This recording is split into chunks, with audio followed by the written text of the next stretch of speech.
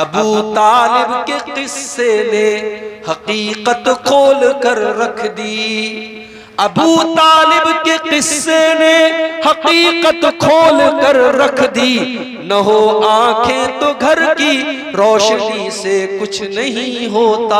वो लोगों, हमारी आवाम कितनी नादान है, हमारी आवाम कितनी पागल है कि वो अपने मौलवियों और अपने उलमा के मुंह से भी अपने नबी की तारीफ सुनना नहीं चाहती। उसे नबी की तारीफ भी किसी स्वामी के मुंह से अच्छी लगती। मगर आज भी तौरात के अंदर अल्लाह के नबी का तस्करा मौजूद है, आज भी इंजील के अंदर अल्लाह के नबी का तस्करा। हमारे हिंदू भाइयों की जो किताबें हैं, हम नहीं कह सकते कि इन किताबों में कितना परिवर्तन किया गया, कितनी चेंजिंग की गई, मगर आज भी इन किताबों में हमारे नबी का तस्करा। मैं कहता हूं, अगर स्वामी लक्ष्मी शंकराचार्य को इस्लाम इतना ही पसंद है और अल्लाह के नबी की सीरत इतनी ही पसंद है कि वो जलसों में घूम घूम करके तकरीर कर रहा है वो इंसान, तो वो इस्लाम कबूल क्यों नहीं कर रहा है? अस्सलामु अलैकुम वरहमतुल्लाहि वबरकातुहू। अल्हम्दुलिल्लाह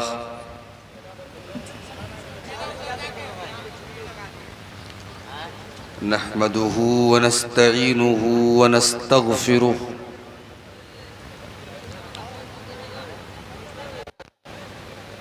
व नऊज़ु बिल्लाहि मिन शुरूरि अनफुसिना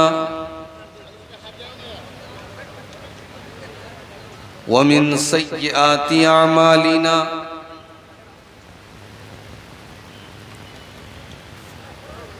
मन यहदिहिल्लाहु फला मुदिल्ल लहु व मन युद्लिल फला हादिय लहु।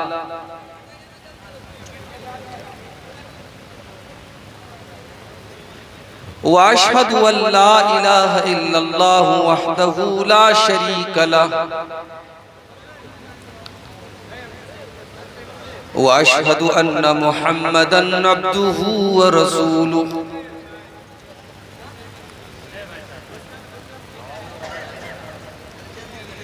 या अय्युहल्लज़ीना आमनुत्तक़ुल्लाहा हक़्क़ तुक़ातिही व ला तमूतुन्न इल्ला व अंतुम मुस्लिमून।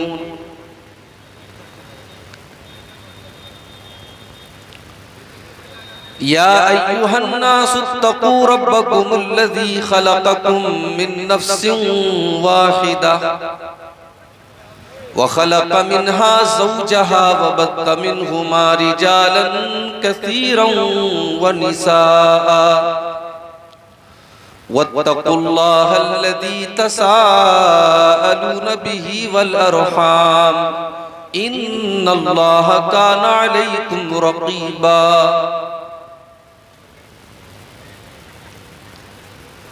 या अय्युहल्लज़ीना आमनुत्तक़ुल्लाहा वक़ूलू क़ौलन सदीदा युस्लिह लकुम अअमालकुम व यग़फिर लकुम ज़ुनूबकुम व मन युतिइल्लाहा व रसूलहु फ़क़द फ़ाज़ फ़ौज़न अज़ीमा।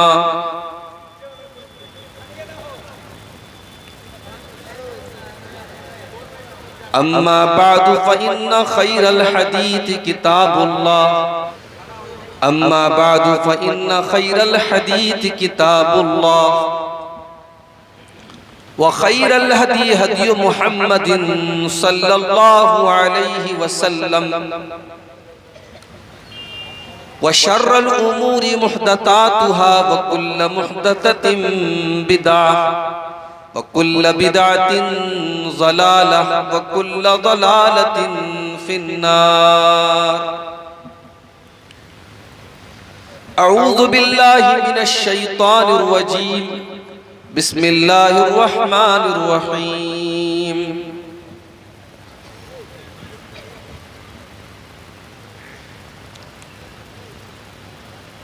अल्लज़ीना यत्तबिऊनर रसूलन नबिय्यल उम्मिय्यल्लज़ी यजिदूनहु मक्तूबन इंदहुम फित तौराति वल इंजील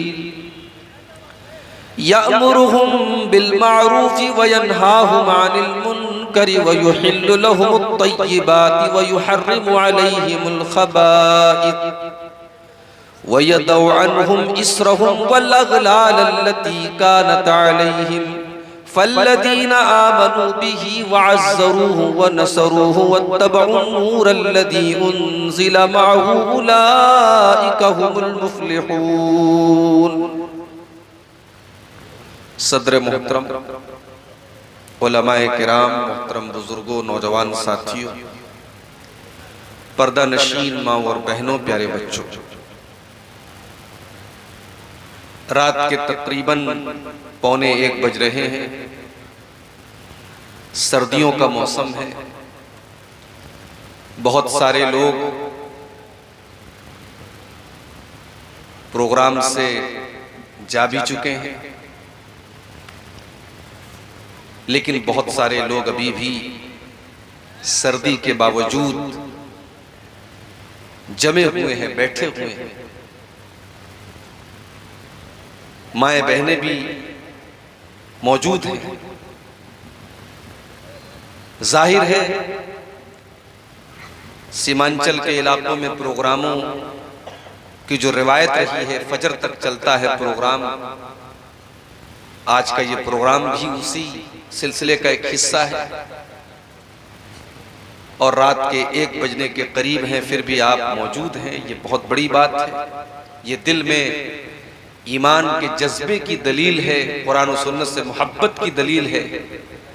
अल्लाह ताला आपको इसी तरीके से कुरान और सुन्नत को सुनने की, समझने की और उस पर अमल करने की हम सबको अल्लाह ताला तौफीक अता फरमाए, आमीन। मेरे भाइयों, मैंने आपके सामने कुरान की जो आयत पढ़ी है, ये सूरतुल आराफ की आयत नंबर 157 है, 157।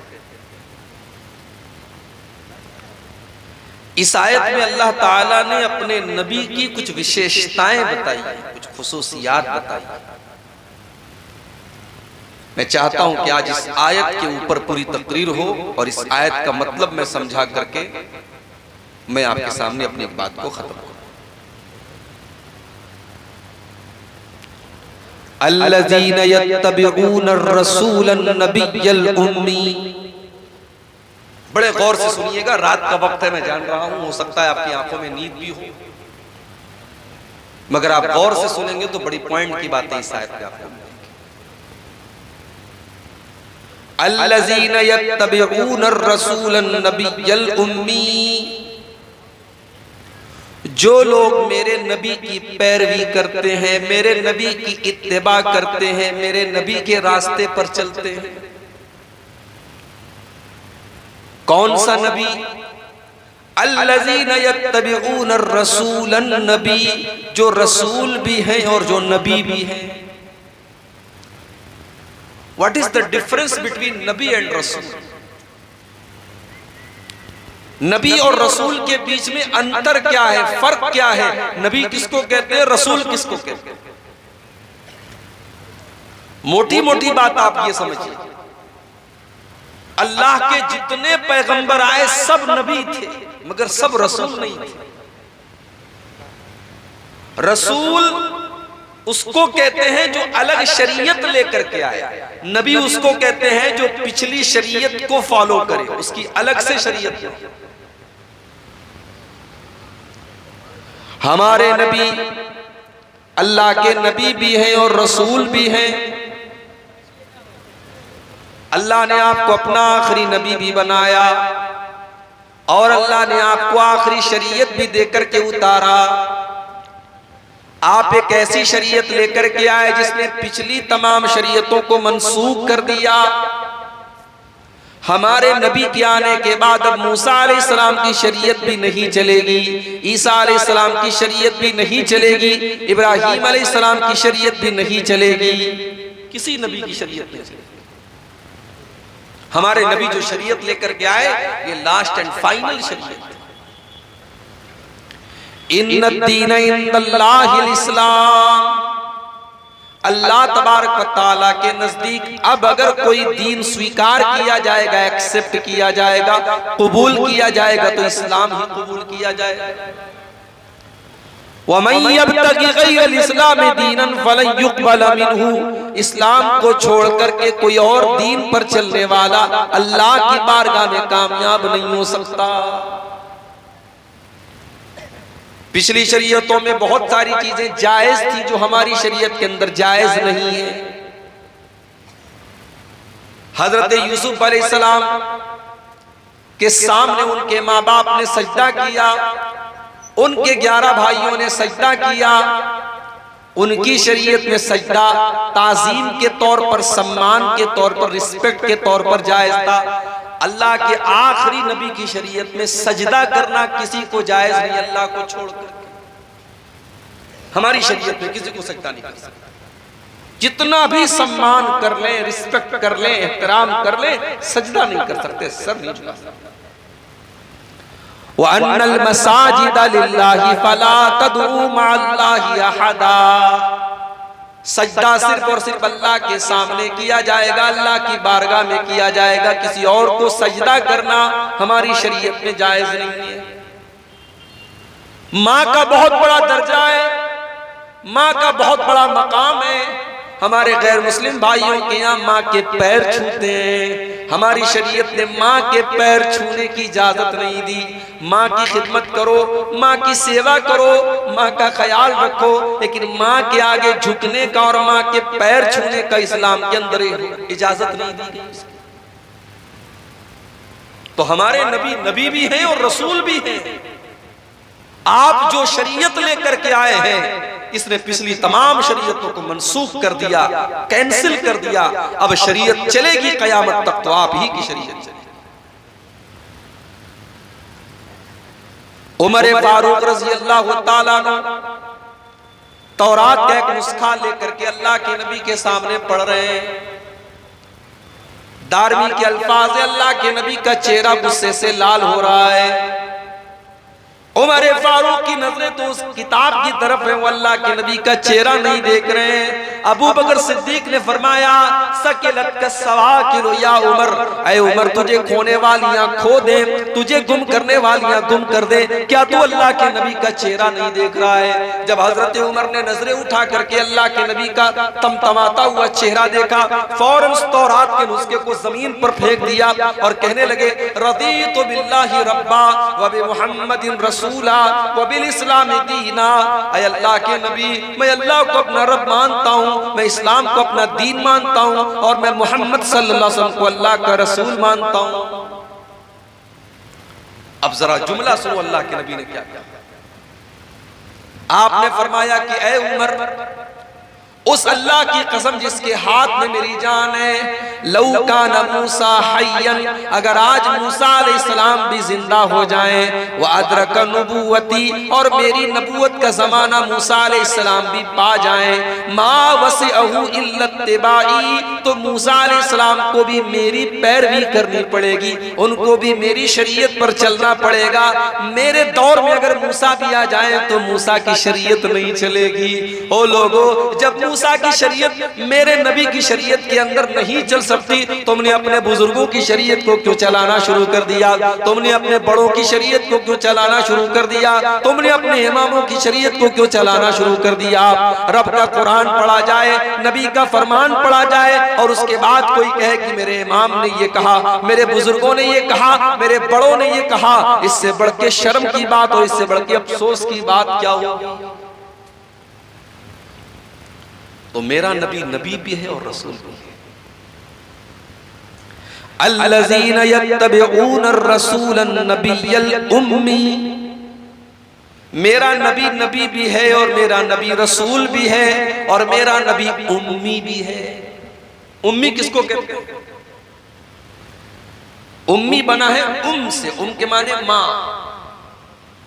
माँ के पेट से बच्चा निकलता है तो पढ़ लिख करके नहीं निकलता है, अनपढ़ होता है। अल्लाह के नबी उम्मी थे क्योंकि पूरे अरब के अंदर ज्यादातर लोग उम्मी थे, पढ़ना लिखना नहीं जानते थे, पढ़ने लिखने का शौक ही नहीं था। अल्लाह ने अपने आखिरी नबी को उम्मी क्यों बनाया? कुरान उठाओ, कुरान का 21वां पारा उठाओ। अल्लाह जवाब देता है वमा कुंत ततलू मिन क़ब्लिही मिन किताबिन वला तख़ुत्तुहु बियमीनिका इज़ल लर्ताबल मुब्तिलून। ऐ नबी, आप न तो कोई किताब पढ़ते थे, न आप एक लाइन लिख सकते थे। अगर आप पढ़ना लिखना जानते तो ये शक करने वाले, ये बातिल परस्त लोग, ये मुशरिक लोग, ये काफिर लोग आपकी नबूवत पर सवाल उठा देते। ये कहते ये तो पढ़े लिखे हैं, इन्होंने तौरात के अंदर पढ़ करके ये बात बताई है, इन्होंने इंजील के अंदर पढ़ करके ये बात बताई है। ऐ नबी, हमने आपको उम्मी बनाया, आपका कोई उस्ताद नहीं, आप किसी मदरसे में नहीं गए, आपने कलम चलाना नहीं सीखा, आपने लिखना नहीं सीखा, आपने पढ़ना नहीं सीखा, फिर भी आप अल्लाह का कुरान दुनिया को पढ़ पढ़ के सुनाएंगे। फिर भी आप नबी हैं और आप अपनी हदीसें पढ़ पढ़ के सुनाएंगे। दुनिया हैरत से देखेगी और सोचेगी इसको सिखाने वाला कौन है। तब दुनिया को पता चलेगा कि आपको सिखाने वाला आपका रब है। आप उम्मी थे मगर आप दुनिया के टीचर थे। मेरे नबी उम्मी थे, किसी मदरसे में नहीं गए, किसी टीचर के सामने आपने जानवे तलम्मुस नहीं किया, मगर आप सारी कायनात के टीचर थे, सारी कायनात के मुअल्लिम थे, गुरु थे आप। इसीलिए अल्लाह ने जब अपने नबी की खुसूसियात का तज़किरा कुरान में किया तो क्या फरमाया, व युअल्लिमुहुमुल किताब वल हिकमा। मेरा नबी तुमको कुरान सिखाता है, मेरा नबी तुमको हिकमत की बातें सिखाता है, मेरा नबी टीचर है, मेरा नबी मुअल्लिम है, मेरा नबी तुमको किताब व हिकमत की तालीम देता है। मगर अफसोस, जिस नबी ने दुनिया को टीचिंग दी और तालीम दी और शिक्षा दी, उस नबी का कलमा पढ़ने वाले आज शिक्षा से दूर हैं, तालीम से दूर हैं। सीमांचल का इलाका है, शेरशाह हमारे भाइयों की एक बड़ी आबादी इस इलाके में। जाकर के जरा रिपोर्टें देखो कि तालीम का तनासुब क्या है, तालीम का परसेंटेज क्या है। आज हमारी शेरशाह बिरादरी में तालीम का परसेंटेज बहुत कम है। सीमांचल के इलाके में मुसलमानों में तालीम का परसेंटेज बहुत कम है। न दीन की तालीम है, न दुनिया की तालीम है। क्यों मेरे भाइयों, हमारे यहाँ बच्चे थोड़े से बड़े होते हैं, हम उनको काम पे लगा देते हैं। बाप ये सोचता है कि ये बेटा बड़ा हो रहा है, इसको पढ़ने लिखने भेजेंगे, इसके ऊपर पैसा खर्च करना पड़ेगा, ये काम करेगा तो 4 पैसे लेकर के आएगा। ओ लोगों, दुनिया की दूसरी कौमों ने अपने पेट को काटा है और एक टाइम खाया है और एक टाइम भूखे रहे, मगर उन्होंने अपने बच्चों को पढ़ाया है। कितने ऐसे रिक्शा चलाने वाले जिन्होंने अपने बच्चों को डॉक्टर बनाया है, कितने ठेले पर सामान बेचने वाले जिन्होंने अपनी बेटियों को डॉक्टर बनाया है। ओ लोगों, ये जज्बा हमारी कौम के अंदर क्यों नहीं है? ये जज्बा हमारे अंदर क्यों नहीं? हम अपने बच्चों को तालीम क्यों नहीं दिलाते? याद रखो मेरे भाइयों, अगर हमने अपने पेट के लिए अपने बच्चों को तालीम से दूर रखा, मदरसे से दूर रखा, स्कूल से दूर रखा, तो हम वही काम कर रहे हैं जो 1400 साल पहले किया जाता था। वला तक़्तुलू औलादकुम खश्यत इमलाक। ऐ लोगों, अपनी औलाद को पेट के लिए तुम कत्ल न करो, अपने पेट के लिए अपने बच्चों को कत्ल न करो।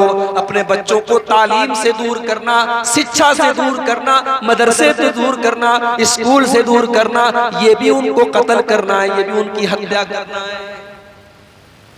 इस्लाम के अंदर शिक्षा का बड़ा महत्व है, बड़ी अहमियत है मेरे। हमारे नबी अकरम के ऊपर कुरान की जो पहली 5 आयतें नाज़िल, जाकर के उठा करके देखो, उन 5 आयतों में ना नमाज का जिक्र है, ना रोजे का जिक्र है, ना ज़कात का जिक्र है, ना हज का जिक्र है। क्या फरमाया गया उन 5 आयतों में? इक़रा बिस्मि रब्बिकल्लज़ी खलक़, खलक़ल इंसान मिन अलक़, इक़रा व रब्बुकल अकरम, अल्लज़ी अल्लम बिल क़लम, अल्लमल इंसान मा लम यअलम। ऐ नबी, पढ़िए अपने उस रब के नाम से जिसने पैदा किया। पढ़िए, आपका रब बड़ा करीम है। पढ़िए, आपके रब ने कलम के जरिए आपको तालीम सिखाई, इंसान को वो सिखाया जो इंसान नहीं जानता था। कुरान की पहली 5 आयतों में कलम का जिक्र है, पढ़ने का जिक्र है, तालीम का जिक्र है। अगर उस कुरान का मानने वाला अगर आज तालीम से दूर है मेरे भाइयों, तो शर्म आनी चाहिए और हमें चुल्लू पर पानी में डूबना चाहिए। हमारे नबी उम्मी हैं, मगर सारी कायनात को दर्स देने के लिए आए।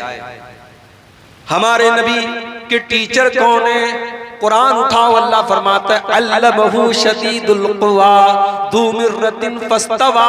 मेरे नबी का टीचर तो जिब्रील जैसा फरिश्ता है, जो अपने पर को जमीन पे मार दे तो सारी जमीन जल जाएगी। इतना हैवी, इतना हैबतनाक और तमाम फरिश्तों का सरदार जिब्रील अमीन मेरे नबी का टीचर है। मेरे नबी को कुरान पढ़ाने वाला टीचर जिब्रील अमीन है। तो अल्लाह के रसूल रसूल भी हैं, नबी भी हैं, उम्मी भी हैं। अल्लज़ी यजिदूनहु मक्तूबन इंदहुम फित्तौराति वल इंजील। मेरे नबी का तज़किरा तुमको तौरात के अंदर मिलेगा जो यहूदियों की किताब है, इंजील के अंदर मिलेगा जो क्रिश्चियंस की किताब है। तौरात के अंदर तहरीफ कर दी गई, इंजील के अंदर चेंजिंग कर दी गई, मगर आज भी तौरात के अंदर अल्लाह के नबी का तज़किरा मौजूद है। आज भी इंजील के अंदर अल्लाह के नबी का तज़किरा मौजूद है। हमारे भारत में हमारे हिंदू भाइयों की जो किताबें हैं, हम नहीं कह सकते कि इन किताबों में कितना परिवर्तन किया गया, कितनी चेंजिंग की गई, मगर आज भी इन किताबों में हमारे नबी का तज़किरा मौजूद है। कहीं कहा गया कि वो नाराज शम्स होंगे, उनकी बहुत ज्यादा प्रशंसा की जाएगी। कहीं कहा गया उनका नाम मोहम्मद होगा, कहीं कहा गया कि महामद होगा, कहीं उनकी पैदाइश की तारीख बताई गई, कहीं ये बताया गया कि वो ऊंट की सवारी करेंगे, कहीं बताया गया उनकी 12 पत्नियां होंगी, कहीं बताया गया कि वो बुराक की सवारी करेंगे, कहीं उनके सहाबा का तज़किरा किया गया, कहीं उनकी खूबसूरती का तज़किरा किया गया। हमारे हिंदू भाइयों की किताबों में भी हमारे नबी का तज़किरा आपको मिलेगा। अल्लज़ी यजिदूनहु मक्तूबन इंदहुम फित्तौराति वल इंजील। उस नबी का तज़किरा तुमको सिर्फ कुरान में नहीं मिलेगा, दूसरी आसमानी किताबों के अंदर मिलेगा। और कहते हैं कि जादू वो है जो सर चढ़ कर बोले। मेरे नबी की तारीफ तो आपके दुश्मनों ने भी की है, जो जिंदगी भर आपके दुश्मन रहे उन्होंने भी आपकी तारीफ की है, जिन्होंने आपका कलमा पढ़ा उन्होंने भी आपकी तारीफ की है, और जिन्होंने आपका कलमा नहीं पढ़ा उन्होंने भी आपकी तारीफ की है। 1980 में किताब छपती अमेरिका से, किताब का नाम है द 100 ग्रेट पर्सनालिटीज, दुनिया के 100 महान व्यक्ति। किताब का राइटर कौन है? एक ईसाई स्कॉलर है, उसका नाम है doctor Michael Hart. Doctor Michael Hart ने दुनिया के 100 महान व्यक्तियों के ऊपर एक किताब लिखी। वो ईसाई था, उसने ईसा अलैहिस्सलाम को 3 नंबर पर रखा, उसने गौतम बुद्ध को 14 नंबर पर रखा, उसने महावीर जैन को 99 नंबर पर रखा। उसने अपनी इस किताब में अगर पहले नंबर पर रखा और पूरी दुनिया की तारीख पढ़ने के बाद पहले नंबर पर रखने के लायक अगर उसको कोई इंसान नजर आया तो वो जनाबे मुहम्मदुर रसूलुल्लाह सल्लल्लाहु अलैहि वसल्लम नजर आए। उसने अपनी इस किताब में नंबर 1 पर अल्लाह के नबी को रखा। उसकी किताब इंग्लिश में छपी, आज तो उर्दू में भी उसका ट्रांसलेशन हो चुका है, आपको मिल जाएगी। इंग्लिश में किताब छपी।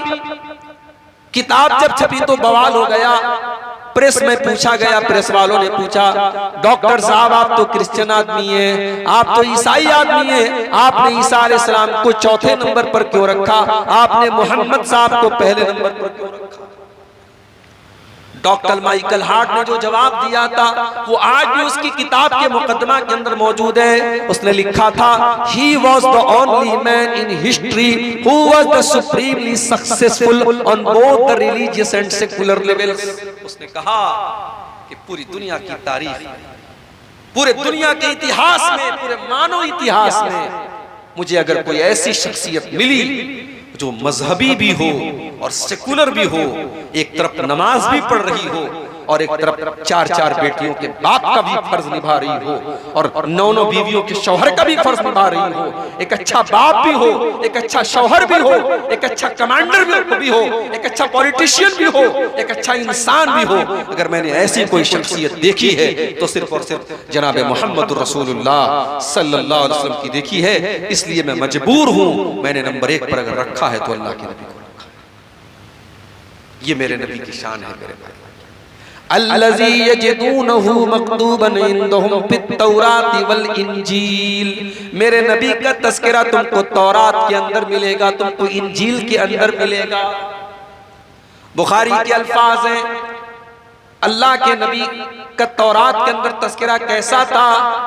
सहाबी कहते हैं कि तौरात के अंदर जब हमने पढ़ा तो अल्लाह के नबी के बारे में लिखा था, लैसा बिफ़ज़्ज़िन वला गलीज़िन वला सख़ाबिन फिल अस्वाक़, कि आखिरी नबी ऐसे होंगे कि उनके मिजाज में कठोरता नहीं होगी, सख्ती नहीं होगी, उनके मिजाज में नरमी होगी, उनकी जुबान के अंदर मिठास होगी। वला सख़ाबिन फिल अस्वाक़, वो बाजारों में चिल्लाने वाले चीखने वाले बाजारू लोगों की तरह नहीं होंगे। ला यदफ़उ सय्यअत बिस्सय्या, वो बुराई का बदला बुराई से नहीं देंगे। वलाकिन याफ़ू व यस्फ़ऊ, वो अपने दुश्मन की खताओं को भी माफ कर देंगे, अपने शत्रु को अपने दुश्मन को भी माफ कर देंगे। तो उस नबी का तज़किरा तुमको तौरात के अंदर भी मिलेगा और उस नबी का जिक्र तुमको इंजील के अंदर मिलेगा। यामुरुहुम बिल मारूफ, वो नबी तुमको नेकियों का हुक्म देंगे। वयनहाहुम अनिल मुनकर, तुमको बुराइयों से रोकेंगे। ये नबी का 2 काम है, ये नबी का भी काम है और नबी के मानने वालों का भी काम है। नेकी का हुक्म देंगे, बुराई से रोकेंगे। वो शराब से मना करेंगे, वो खुद शराब नहीं पिएंगे। वो जिना से मना करेंगे, खुद जिना नहीं करेंगे। वो हराम खोरी से मना करेंगे, खुद हराम काम नहीं करेंगे। मेरे प्यारे साथियों, होना तो ये चाहिए था कि शराब बंदी का अभियान हम चलाते। ये बिहार गवर्नमेंट का काम नहीं था, ये तो मुसलमान का काम था। होना तो ये चाहिए था मुसलमान की बस्तियों में कहीं शराब की दुकान नजर ना आए और शराब के अड्डों पर कहीं मुसलमान नजर ना आए, क्योंकि जितना शराब को आपके मजहब में हराम करार दिया गया और जितने सख्त जुमले आपके मजहब में कहे गए उतने किसी और मजहब में नहीं कहे। जरा आप वो हदीस उठाइए, सुनन नसई के अंदर ये हदीस मौजूद है। उस्मान गनी रजी अल्लाह तआला अन्हु की हदीस है। कहते हैं कि वो लोगों शराब से बचो, ये उम्मुल खबाइस है, ये तमाम बुराइयों की जड़ है, ये तमाम गंदगियों की जड़ है। पिछले जमाने में अल्लाह का एक नेक बंदा था जो बहुत नेक आदमी था, बड़ा मुत्तकी था, बड़ा जाहिद था। एक फाहिशा औरत ने, एक बदचलन औरत ने अल्लाह के उस नेक बंदे को अपने जाल में फंसाने के लिए एक साजिश चली, एक चाल चली। उसने अपनी एक लौंडी को भेजा। लौंडी आई, कहने लगी, हजरत मेरी मलका ने आपको बुलाया है, कोई मसला आ गया है, कोई मामला आ गया, आपको गवाही देना है। हजरत बेचारे सीधे साधे थे, वो फौरन चलने लगी उस औरत के साथ।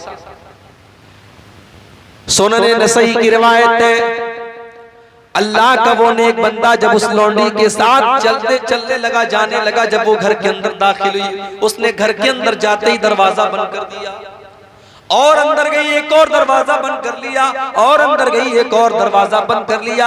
7 दरवाजों को बंद करने के बाद आखिर में एक छोटा सा कमरा था जिसमें एक खूबसूरत बदचलन औरत थी, एक छोटा सा मासूम बच्चा था और बच्चे के बगल में एक छुरी रखी हुई थी और एक बोतल में शराब रखी थी। औरत ने कहा, कोई गवाही का मसला नहीं था, मैंने तो चाल चली थी तुमको बुलाने के लिए, तुमको फंसाने के लिए। अब तो 7 दरवाजे बंद हैं, तुम्हें भागने का कोई रास्ता नहीं। अब 3 चॉइस तुम्हारे सामने है, या तो मेरे साथ जिना करो, या तुम इस बच्चे को कत्ल करो, या तुम इस बोतल की शराब में से एक गिलास, एक प्याला तुम शराब पी लो। उसने सोचा जिना करना बहुत बड़ा पाप है, बच्चे को कत्ल करना उससे भी बड़ा पाप है, शराब को पीना इन दोनों के मुकाबले में हल्का पाप है, हल्का गुनाह है। उसने कहा ठीक है, तुम इस बोतल में से एक प्याला शराब मुझे दे दो। एक प्याला शराब उसने पी, नशा चढ़ा। उसने एक और प्याला निकाला, उसको पिया और नशा चढ़ा, यहां तक कि उसने पूरी बोतल खाली कर दी। और जब शराब के नशे में धुत हो गया, उसने उस औरत के साथ जिना भी कर लिया और उस मासूम बच्चे का कत्ल भी कर दिया। उस्मान गनी कहते हैं, ओ लोगों, इस शराब से बचो। जिस दिल के अंदर शराब की लत लग जाएगी, उस दिल के अंदर ईमान और शराब की लत इकट्ठा नहीं हो सकती। मेरे प्यारे साथियों, आज कितने मुसलमान हैं जो शराब पी रहे हैं और आज उनके घर वाले आजिज हैं, उनके बीवी बच्चे परेशान हैं। शराब की इस लत की वजह से आज वो ना अपने बच्चों का ध्यान रख पा रहे हैं, ना अपनी बीवी का ध्यान रख पा रहे हैं। मेरा नबी तो इन गंदगियों से तुमको बचाने आया था। यामुरुहुम बिल मारूफ, मेरा नबी तो तुमको नेकियों का हुक्म देने के लिए आए थे। वयनहाहुम अनिल मुनकर, तुमको बुराइयों से रोकने के लिए आए थे। दुनिया की जितनी बुराइयां हैं, अल्लाह के नबी तमाम बुराइयों से रोकने के लिए आए थे। और जितने अच्छे काम है, जितने नेकी के काम है, अल्लाह के नबी उन नेकी के कामों को बताने के लिए आए थे। नबी की सीरत उठा के देखो, आप जो बात बयान करते थे उसके ऊपर खुद पूरा अमल करते थे। अगर आपने दुनिया वालों से ये कहा कि अपनी जुबान से तुम झूठ न बोलो, तो मेरे नबी ने खुद ऐसी जिंदगी गुजार करके दिखाई कि आपने कभी झूठ नहीं बोला, आपके ऊपर कभी झूठ की तोहमत नहीं लगाई गई। आपने अगर लोगों को ईमानदारी का सबक दिया, तो मेरे नबी ने पूरी जिंदगी ईमानदारी की गुजारी। अगर आपने लोगों को वादा पूरा करने की शिक्षा दी, तो मेरे नबी ने कभी वादा खिलाफी नहीं की। आपकी जिंदगी में कौल और अमल में तजाद नहीं है, आपके किरदार में और आपकी गुफ्तार में फर्क नहीं है। जो जुबान से कहा उसके ऊपर अमल करके अपनी उम्मत से कहा कि 5 टाइम की नमाज पढ़ो, हो सके तो तहज्जुद की भी पढ़ लो, कंपलसरी नहीं है, जरूरी नहीं है, अनिवार्य नहीं है। अपनी उम्मत ने कहा कि 5 टाइम की नमाजें पढ़ो। और मेरे नबी का हाल ये था कि रात रात भर तहज्जुद पढ़ा करते थे और इतने लंबे लंबे क़याम किया करते थे कि आपके पाँव में सूजन आ जाया करती थी। और कभी अम्मा आयशा अगर पूछ बैठती थी कि अय अल्लाह के नबी, आपको इतनी इबादत करने की क्या जरूरत है, तो अल्लाह के प्यारे नबी फरमाते थे, अफला अकूनु अब्दन शकूरा, अय आयशा, क्या मैं अपने रब का शुक्रगुजार बंदा न बनूं। तो मेरा नबी नेकियों का हुक्म देता है और बुराइयों से रोकता है। वयुहिल्लु लहुमुत तय्यिबात, और मेरे नबी तुमको पाक चीजों को हलाल करते हैं तुम्हारे लिए। वयुहर्रिमु अलैहिमुल खबाइस, और नापाक और गंदी चीजों को तुम्हारे लिए हराम करते हैं। मेरे प्यारे भाइयों, अल्लाह के नबी की जो शरीयत लेकर के आप आए, वो शरीयत कितनी प्यारी शरीयत है। हम जितनी हलाल चीजें, हमारे जितने खाने के लायक चीजें वो हम खा सकते हैं, और जितनी हराम चीजें वो हमको नहीं खाना है। जानवर तो बकरा भी है, बकरी भी है, और जानवर कुत्ता भी है। बकरा बकरी हलाल है, कुत्ता हराम है। खाने वाले कुत्ते को भी खाते हैं, सूअर को भी खाते हैं, मगर हमें सूअर को देख करके घिन आती है, कुत्ते को देख करके घिन आती है। हमें लगता है कि ये खबीस जानवर है, ये नापाक जानवर है। ये हलाल होता तो कितनी मुश्किल होती। अल्लाह के नबी जो शरीयत लेकर के आए, उसमें कोई गंदी और खबीस चीज हमारे लिए हलाल नहीं की गई और कोई पाक चीज हराम नहीं की गई। जितनी पाक चीजें वो हलाल है और जितनी खबीस और नापाक चीजें वो हराम। जब कोरोना वायरस आया था, उस दौर में सबसे पहले चाइना से उसकी शुरुआत हुई। तो चाइना का एक शहर है, वहां बहुत बड़ी मार्केट है जहां मुख्तलिफ जानवरों के गोश्त बिकते हैं। उस वक्त जब कोरोना वायरस हमारे इंडिया में नहीं आया था, चाइना में शुरू हुआ था। उस दौर में मैंने यूट्यूब के ऊपर एक वीडियो देखा चाइना की उस मार्केट का, कि देखो वहां क्या क्या लोग खाते हैं। यकीन मानिए, अगर वो वीडियो आप देख लेते, कोई कमजोर दिल और दिमाग का आदमी देख लेता तो शायद उल्टी कर देता। सांप खा रहे हैं, सांप खा रहे हैं, चूहे खा रहे हैं, छिपकली खा रहे हैं, जो समझ में आ रहा है वो खा रहे हैं।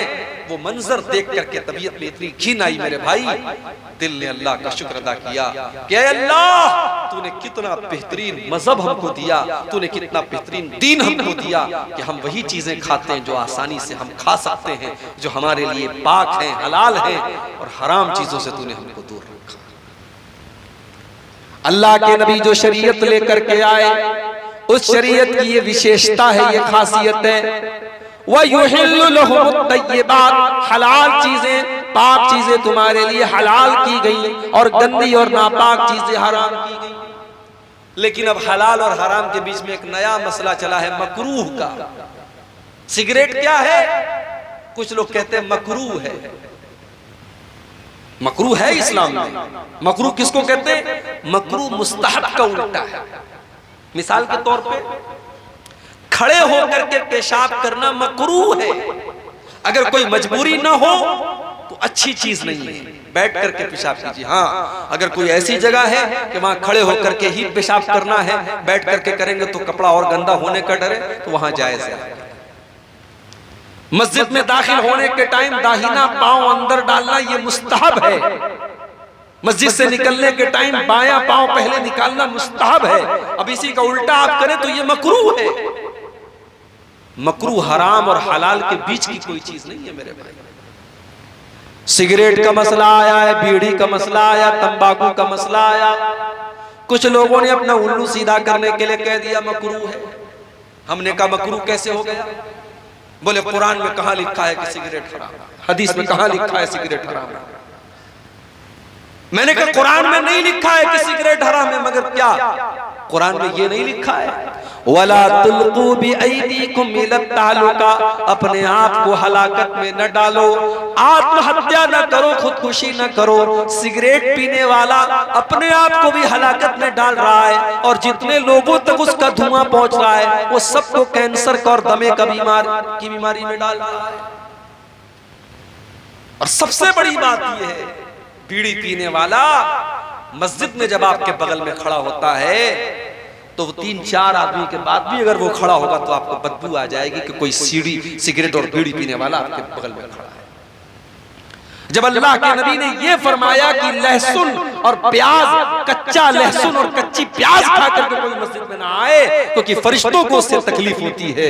मेरे भाइयों, अगर फरिश्तों को कच्चे प्याज और कच्ची लहसुन की महक से तकलीफ हो सकती है तो बीड़ी और सिगरेट की महक तो उससे ज्यादा बुरी होती है। क्या फरिश्तों को उससे तकलीफ नहीं होती? हमने अपने मतलब के लिए मकरूह करार दिया। हराम है ये सिगरेट, हराम है ये बीड़ी और हराम है ये तंबाकू। मेरे प्यारे साथियों, हर वो चीज जो आपके बदन को, आपके शरीर को, आपके अखलाक को, आपके माल को बर्बाद करे, वो चीज शरीयत के अंदर हराम है। बीच का रास्ता मत निकालिए। वयुहिल्लु लहुमुत तय्यिबात, हमने तुमको वो नबी दिया है जो पाक चीजों को तुम्हारे लिए हलाल करते हैं और नापाक चीजों को तुम्हारे लिए हराम करते हैं। कभी कभी ऐसा भी हुआ, एक जानवर अल्लाह के नबी के दौर में मिलता था, गोह नाम था उसका, अरबी में उसको ज़ब्बुन बोलते हैं। गो का जानवर हलाल था मगर अल्लाह के नबी को पसंद नहीं था।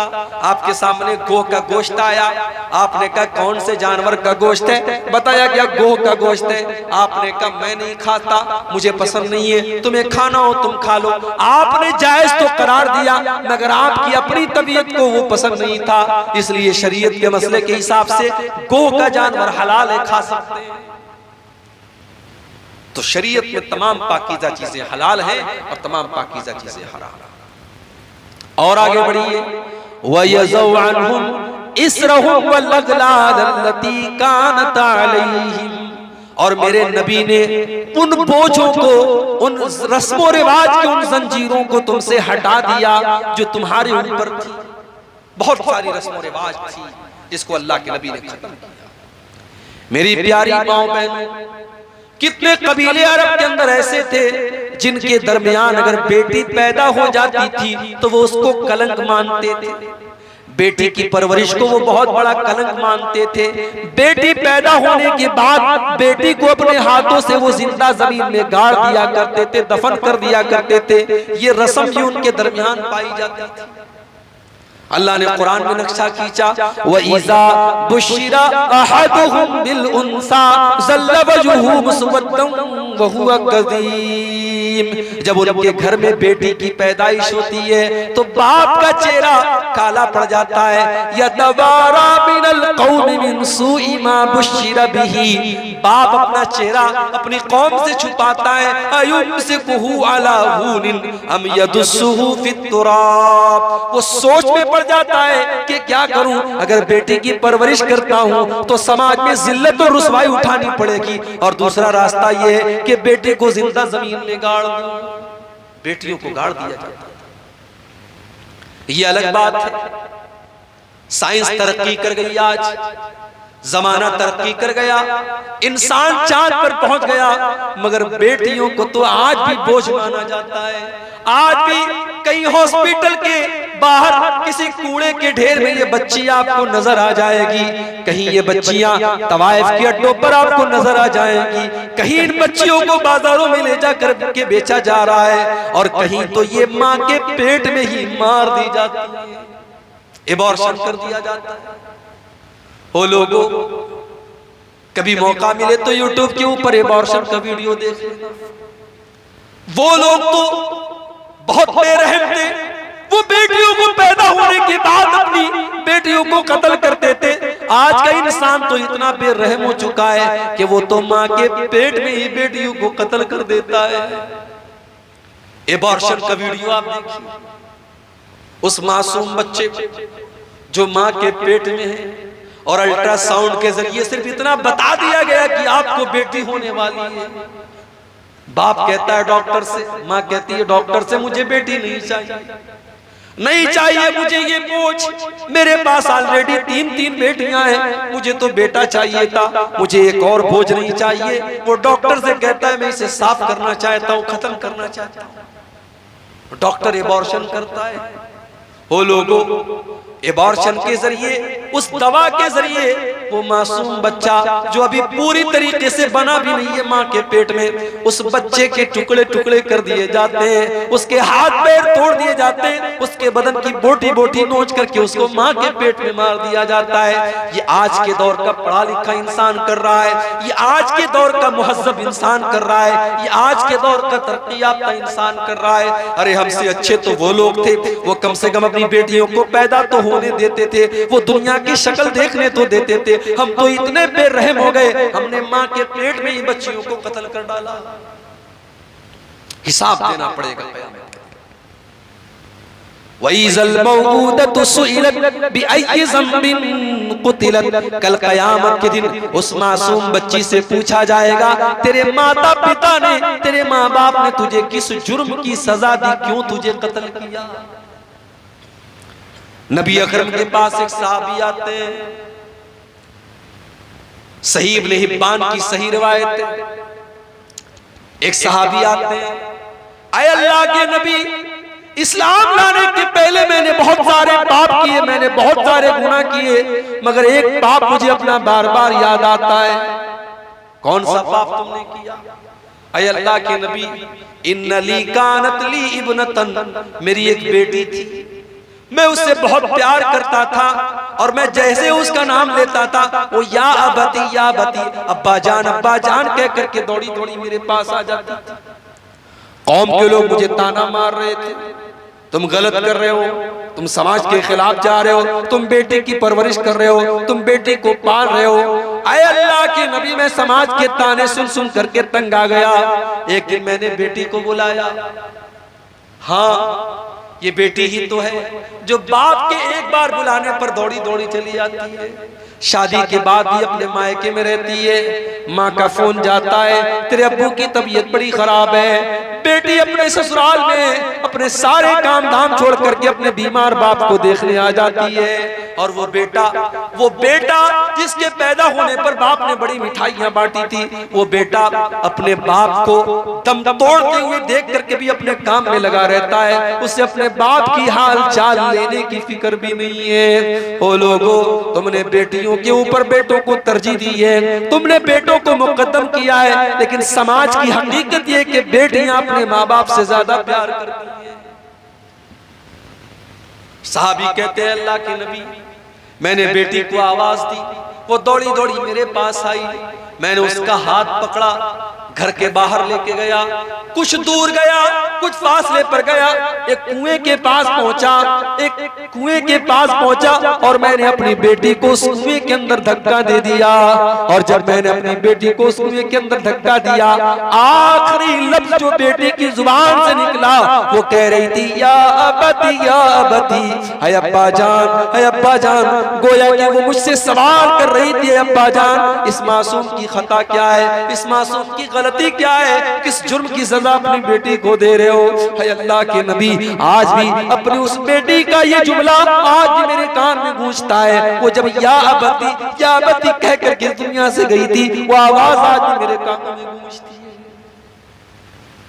सहाबी ये बयान करते हैं, आंखों से आंसू बह रहे और अल्लाह के प्यारे नबी की आंखों से भी आंसू बह रहे, अल्लाह के नबी भी रो रहे। सहाबा कहते हैं तूने अल्लाह के नबी को गमगीन कर दिया, तूने अल्लाह के नबी को दुखी कर दिया।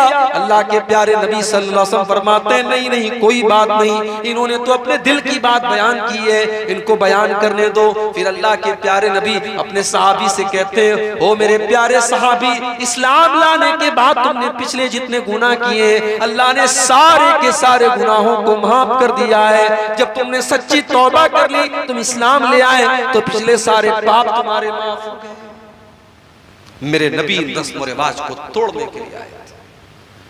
हम और आप रस्म रिवाज को तोड़ नहीं रहे हैं, रस्म रिवाज को निभा रहे हैं। मेरे यही शेरशाबादी कौम है, माशाअल्लाह 99% अहले हदीस कौम है, लेकिन आज हमारी कौम के अंदर भी जहेज का लेन देन होता है कि नहीं होता है, हमारी कौम के अंदर भी बेटियों का सौदा होता है कि नहीं होता है।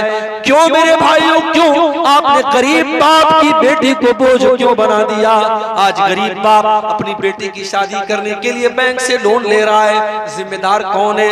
आज गरीब बाप जो रोज कमाने वाला और मेहनत मजदूरी करने वाला है, उसकी बेटियां की शादी का इंतजाम नहीं है, उनको जहेज में देने के लिए पैसे नहीं है, उस गरीब बाप को मजबूर करने वाले हम और आप। सहाबा के दौर में तो ऐसा नहीं था। सहाबा के दौर में बेटी के बाप के ऊपर कोई बोझ नहीं होता था। मेरे नबी को अल्लाह ने 4 बेटियां दी। आपने ज़ैनब की शादी अबुल आस से की, आपने रुकैया की शादी उस्मान गनी से की, रुकैया के इंतकाल के बाद उम्मे कुलसूम का निकाह आपने उस्मान गनी से किया, और सबसे छोटी बेटी हजरत फातिमा का निकाह आपने हजरत अली से किया। 4 बेटियां थी, चारों बेटी का निकाह आपने सुन्नत तरीके से किया। न कोई बारात आई, न कोई जहेज दिया, न कोई सामान का लेन देन हुआ, बस महर तय हुआ और आपने निकाह कर दिया।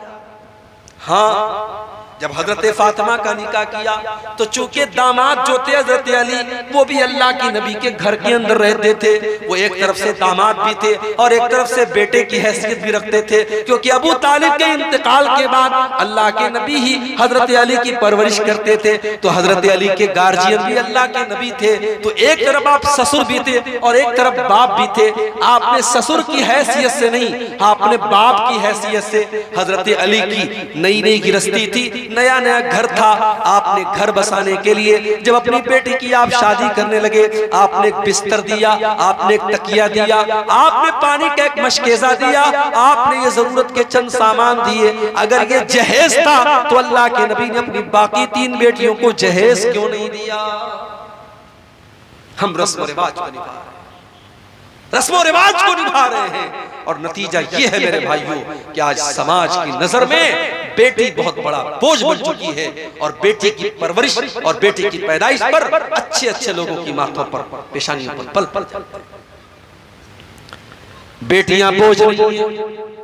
अगर ये बेटी बोझ होती तो अल्लाह के नबी ये ना फरमाते मन कान लहू सलासु बनातिन, जिसकी 3 बेटियां हो, जिसकी 3 बहनें हो और अपनी 3 बहनों और 3 बेटियों के साथ वो अच्छा सलूक करे तो वो बेटियां और वो बहनें अपने भाई को और अपने माँ बाप को जहन्नम की आग से बचाएंगी। और एक हदीस में अल्लाह के नबी ने फरमाया मन आला जारियतैन हत्ता तबलुगा, जिसने 2 बेटियों की परवरिश की, वो बेटियां जवान हो गई, उनका निकाह कर दिया, उनकी जिम्मेदारियों को निभा दिया, तो वो बेटियां अपने माँ बाप के लिए कितना बड़ा काम करेंगी। अल्लाह के नबी फरमाते हैं वो बेटियों का बाप कयामत के दिन मेरे साथ ऐसे रहेगा जैसे ये दोनों उंगलियां अपने एक दूसरे के साथ लगी हुई। बेटी की परवरिश करने वाला नबी के साथ रहे। हाँ, ये अलग बात है और ये सच्चाई भी है। बेटों के मुकाबले में बेटे की परवरिश मुश्किल काम है। बेटा पालना है, बेटा जवान हो गया तो ज्यादा से ज्यादा ये खबर रखना है कि बेटा किसी गलत काम की तरफ तो नहीं जा रहा है, मगर बेटी की तो आबरू भी बचा करके रखना है, बेटी की नजर भी बचा करके रखना है, बेटी को गैर महरम की नजर से भी बचाना है और बेटी की शर्म हया की भी हिफाजत करनी है।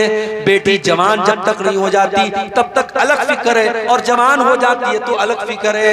इसलिए अल्लाह के नबी ने फरमाया मन इब्तुलिया मिन हाज़िहिल बनाति शय्यन कुन्न लहू सित्रम मिनन नार, जिसको अल्लाह ताला बेटी देकर के आजमाता है और इस इम्तिहान में वो खरा उतरता है, अल्लाह तबारक व ताला उस बेटी के माँ बाप को जहन्नम की आग से बचाएगा। मेरे भाइयों, अल्लाह के नबी रस्म और रिवाज की बेड़ियों से हमें आजाद करना है। इसी भारत की सरजमीन पर सती प्रथा थी। शौहर के मरने के बाद जब शौहर की चिता जलाई जाती थी तो पत्नी को भी उसके साथ जला दिया जाता था।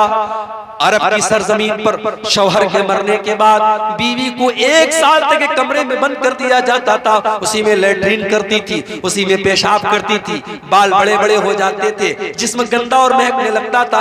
1 साल तक वो औरत इद्दत गुजारती थी और एक कमरे में उसको बंद कर दिया जाता था। इस्लाम ने आकर के इन रस्म रिवाज को खत्म किया।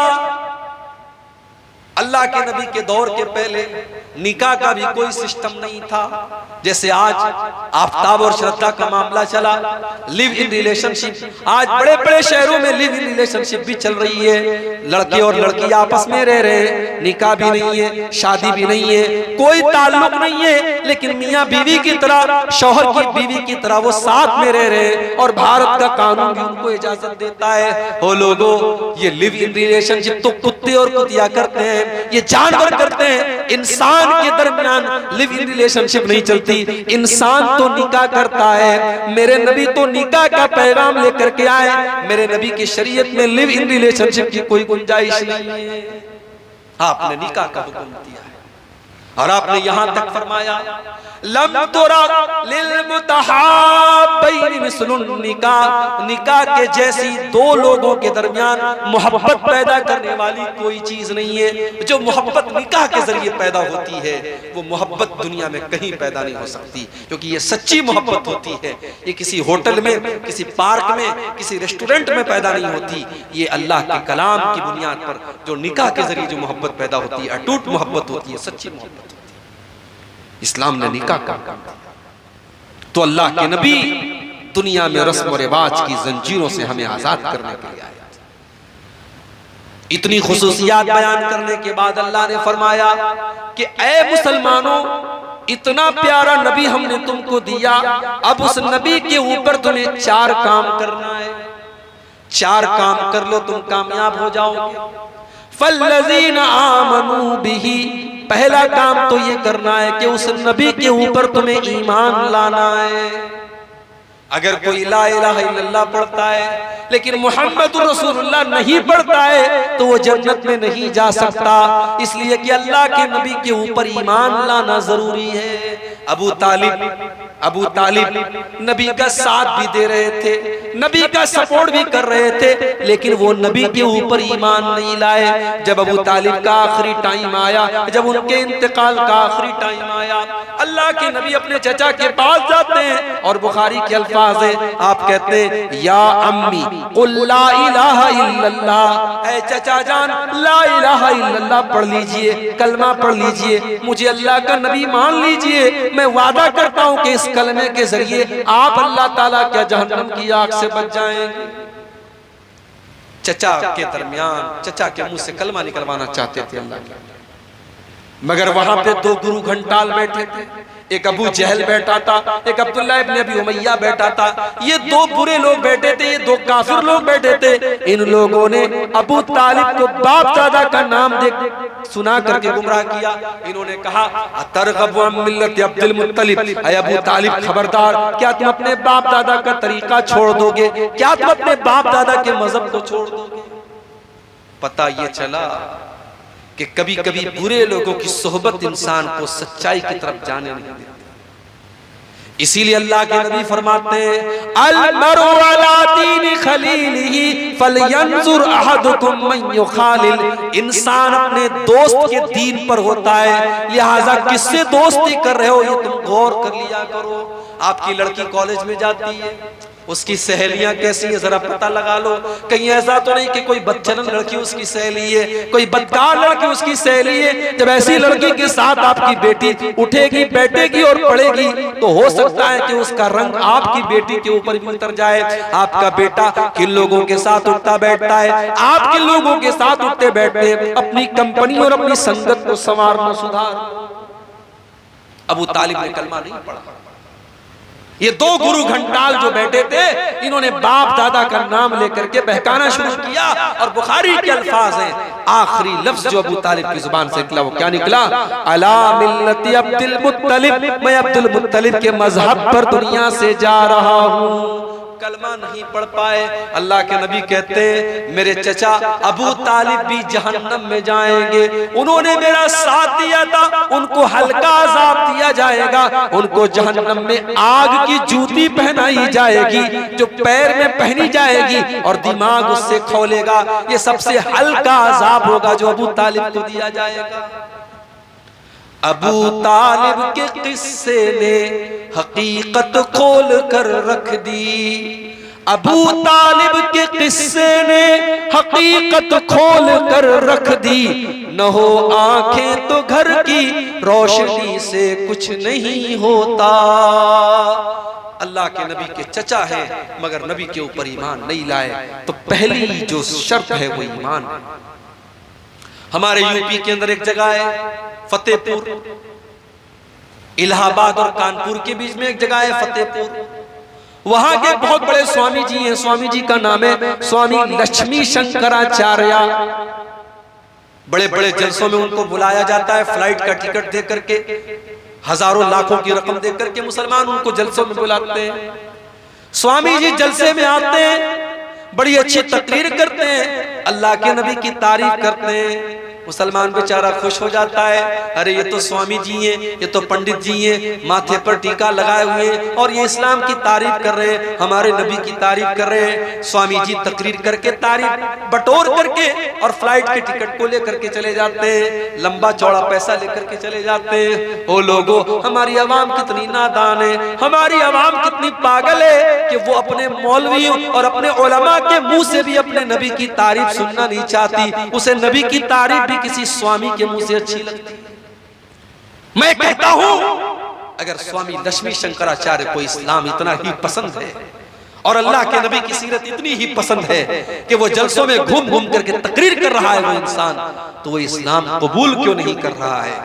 एक साहब बताने लगे इसी बिहार के कि एक जगह मैंने स्वामी जी से पूछा कि आप अल्लाह के नबी के ऊपर ईमान क्यों नहीं लाते? तो स्वामी जी कहते हैं ये मेरे और मेरे रब के बीच का मामला है, ये आपके और आपके रब के बीच का मामला नहीं, आपके पेट का मामला है, ये आपके पेट का मामला है। जिसे नबी की तारीफ करना है जिसे इस्लाम की तारीफ करना है और जिसे इस्लाम इतना पसंद है, पूरे भारत में घूम करके वो इस्लाम की तारीफ कर रहा है, वो इस्लाम कबूल क्यों नहीं कर रहा है? इसका मतलब वो एक बहरूपिया है जो जिसने इसको एक पेशा बना लिया, प्रोफेशन बना लिया, एक धंधा बना लिया कि मुझे अपने हल्के में और अपने लोगों में तो कोई नहीं पूछ रहा है, चलो मुसलमान अपने जलसों में बुला रहा है और मेरी एक इनकम चल रही है, चलो मैं उसी में लगा रखूंगा। तो नबी पर ईमान लाना ये शर्त है मेरे।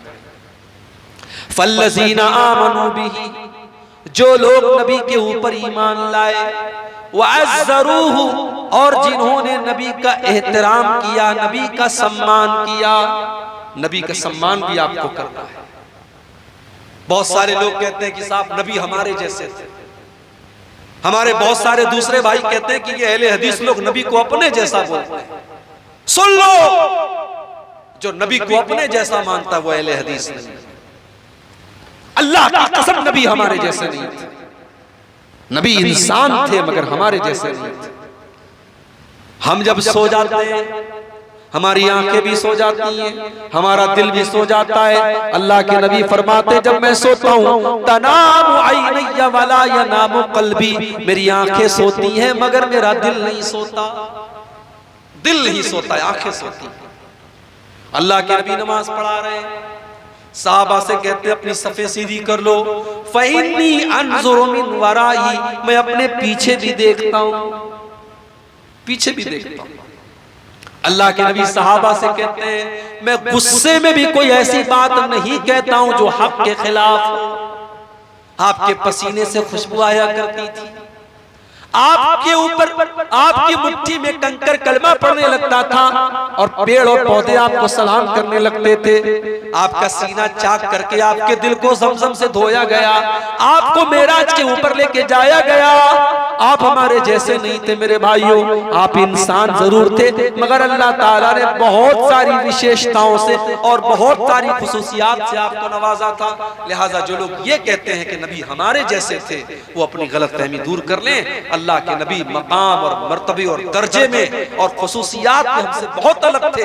हाँ, इंसान थे आप। अगर कोई आपको इंसान नहीं मानता है तो ये उसकी बहुत बड़ी गलती है, ये बहुत बड़ी नादानी। तो पहला काम क्या करना है बोलो भाई? नबी पर ईमान लाना है और दूसरा काम करना है नबी का आपको सम्मान करना है, नबी की इज्जत करनी है, नबी की रिस्पेक्ट करनी है। मगर यहां एक चीज नोट कर लीजिए, नबी का एहतराम और नबी का सम्मान अपनी जगह है मगर नबी के मकाम को इतना न बढ़ाओ कि उनको अल्लाह के मकाम तक लेके चले जाओ। ईसाई लोग भी तो हज़रत ईसा को मानते हैं, बहुत मानते हैं, मगर उनकी मोहब्बत उनके काम नहीं आएगी क्योंकि वो ईसा अलैहिस्सलाम को सन ऑफ गॉड मानते हैं, अल्लाह का बेटा मानते हैं। और ये बहुत बड़ी गाली है जो अल्लाह को देते हैं, इससे बड़ी गाली अल्लाह के लिए कोई नहीं हो सकती। इसीलिए अल्लाह के नबी फरमाते हैं ला तुतरूनी कमा अतरतिन नसारा ईसा इब्न मरियम, ओ लोगो तुम मुझे उतना न बढ़ाना जितना ईसाइयों ने ईसा इब्न मरियम को बढ़ाया था। इन्नमा अना अब्दुन, मैं तो अल्लाह का बंदा हूँ। फकूलू अब्दुल्लाहि व रसूलुहु, तुम मुझे अल्लाह का बंदा ही कहा करो, अल्लाह का रसूल ही कहा करो। अल्लाह के नबी अपनी सारी खूबियों के बावजूद अल्लाह के बंदे थे और बंदे का कमाल यही है कि बंदे को बंदा कहा जाए।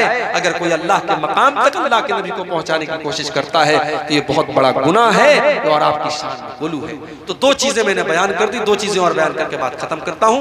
नबी पर ईमान लाना जरूरी है, नबी का एहतराम करना जरूरी है, और तीसरी चीज वनसरू, और नबी की मदद करो। मेरे भाइयों, नबी की मदद हम कैसे करेंगे?